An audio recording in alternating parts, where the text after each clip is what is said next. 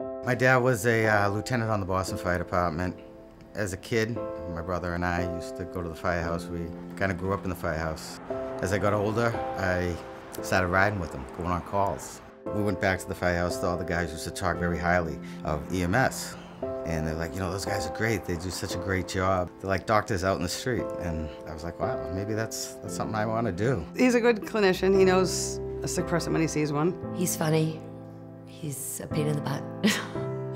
He's just an all-around awesome guy. He'd do anything for anyone.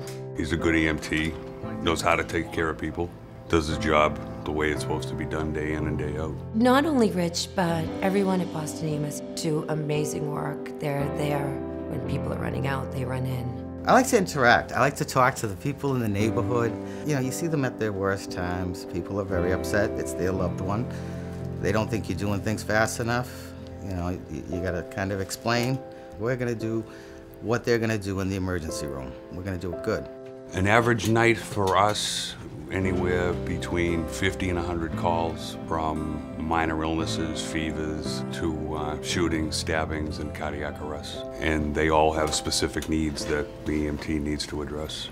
The Tuesday before Thanksgiving in 2013, I talked Richie into working the day shift with me.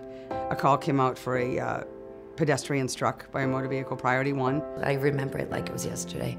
He called me up. He said there was a little girl walking home from school with her mom and she got struck by an automobile. And I thought, you know, oh my gosh, like I can't imagine. There was a crowd of people a block away, crying, waving, pointing. We could see this large SUV and there was a young girl. She was face down in the dirt, halfway buried. When I turned her over, she had no pulses. Her airway was occluded with dirt. I knew it didn't look good. We transported to City Hospital. I just stayed with her, said a little prayer, and the doctors came in. They worked on her for a while, and she did pass away, and we knew it before we left. You never know.